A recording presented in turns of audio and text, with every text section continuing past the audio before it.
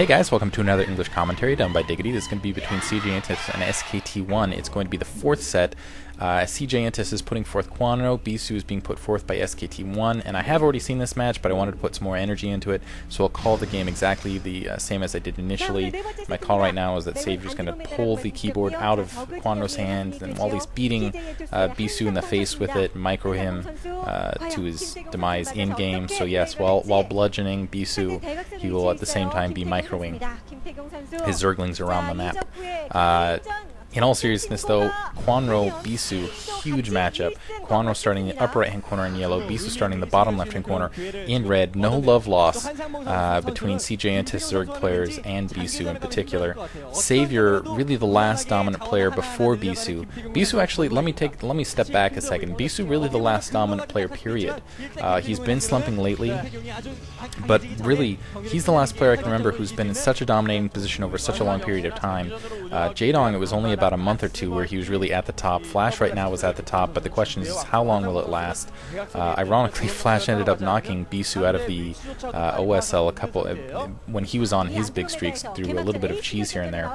And everyone was like, oh, that's how Flash really got his initial reputation, just kind of being a cheeser and not being a fantastic player. Looks like Bisu is starting to scout clockwise. This is Andromeda, by the way. And really, oh man, huge. Bisu slumping, getting traded to SKT1, kind of the graveyard of former greats. Zerg got traded to SKT1 in very similar fashion from MBC.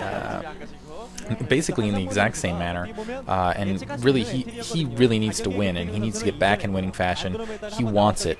He needs to prove that, hey, I am still the dominant player. And now you're gonna start seeing that first person view. He has something like 400 APM, crazy skills. Gonna see that Overlord. Gonna realize that, as you can see, just flipping around, seeing that Overlord, knowing Kwanro's in the upper right hand corner. Kwanro, on the other hand, protege of Savior first of all, and if that wasn't motivation enough, Bisu was the player that knocked him out of the MSL when he was making a really strong run, just kind of smacked him down right back to earth. Kwanro, a really aggressive player. Extremely aggressive, very good with micro, really strong specifically with Zergling micro. Tends not to adjust to strategy very often. I think that's been his flaw, but a lot of people are expecting a lot of things out of him, and Bisu was kind of the guy who brought him back down to earth initially, I think. So this is a big match for him, and also he wants to win one for his teammate and really his mentor, Savior. Looks like he went with a 12 hatch build. Really, I wouldn't be surprised, and it looks like he's going to go and set up a third hatchery out here, and that's not surprising at all considering the distance on this map. Andromeda, you get that huge distance between the spawns. He knows that Bisu, I think he scouted out Bisu, he at least scouted out the bottom right and the top left, didn't see that forge on the front door, and since he knows that Bisu's doing his name build, the guy who revolutionized Protoss is doing the Bisu build, he knows he's going to be a little bit safer with this. Producing 3 zerglings, 3 eggs gonna force Bisu to put down a cannon there. As you can see, he's getting a gateway down as well. Maybe, oh no, it looks like it's going to be 3 drones there, as you can see, faking Bisu out a little bit there. He couldn't really get a click in to see what was being morphed. So I think that we'll see if he decides to cancel the cannon in the meantime. Obviously going to want the cannon down there anyway for a bit of defense, but preempting it a little bit over, I don't know, second gateway, something like that. Not that big a difference there. Looks like Kwanro getting his gas down. And Kwanro actually has the drone, it looks like, in the 3 o'clock position. He's got something in the 3 o'clock position there. It looks like he might be going for a 4-hatch build here. Bisu, in the meantime, just doing what he standardly does. Looks like he's got that second Nexus up. So dominant. And this is a really strong map for Bisu, actually. Looks like Zergling's going to try to chase down that probe scout. First of all, Bisu, you got to deny the scout. And yeah, he isn't. Wow, Kwanro is in fact expanding that 3 o'clock position. This might be playing right into Bisu's hands. Bisu's so strong with the Corsair Dark Templar build. Gets Corsairs around for scouting. Not only gets his own scouting, but also takes out his opponent's scouting. When you get those overlords down at the field, you basically are putting your Zerg opponent in the dark. So that's a big advantage as well. And then he uses Dark Templar to just cover the map. Kwanro is going to be somewhat spread out with that expansion at the 3 o'clock position. So if Bisu does in fact go with Dark Templar and just shoves around the map, kills overlords basically as he comes in contact with him, he's going to be in a really strong position. Looks like Lair is being upgraded. It looks like Kwanro not putting down the Hydralisk Den yet, but I'm pretty sure he is going to go into that sort of build. As you can see, it looks like that already got that Stargate down for Bisu. He's got the 2 gas down, putting a second cannon down on his front door. He knows that those 3 hatcheries are up, or at least I'm going to assume he knows those 3 hatcheries up with the amount of scouting that's been going. And really what he wants to make, Kwanro really wants to make sure that 3 o'clock position is not scouted as long as possible.